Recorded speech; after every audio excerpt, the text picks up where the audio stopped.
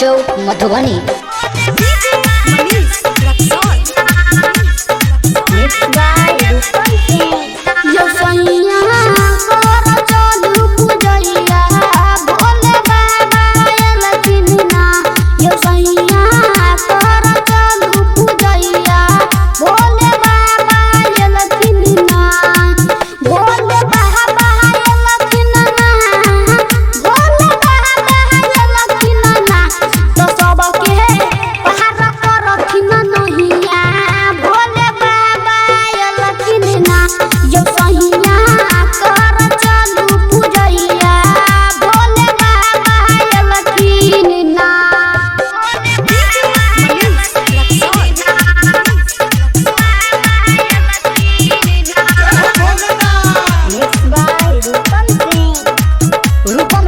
Studio जीवा चौक मधुबनी।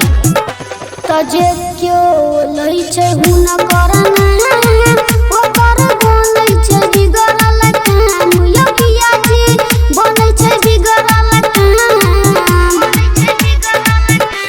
तजे क्यों लई छे हुन करना ओ कर बोलै छे बिगड़ल काम यो पिया जी बोलै छे बिगड़ल काम तो पूरा जगत के उहे के बहिया भोले बाबा लखिन ना जो सहिया कर चलू पूजैया भोले बाबा लखिन ना।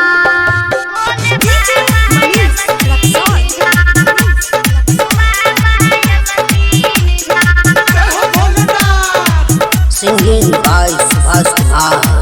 Mix by Rupam Singh. जी करै छै शिवाना आँख फेरथिन भोलेनाथ यो पिया यो फेरथिन भोलेनाथ जी करै छै शिवाना आँख फेरथिन भोलेनाथ यो पिया यो फेरथिन भोलेनाथ तो महिमा गावे सुभाष गवैया भोले बाबा लखिन ना यो सहिया कर चलू पूजैया भोले बाबा लखिन ना। रूपम रिकॉर्डिंग स्टूडियो जीवा चौक मधुबनी। Mobile number 9110963660।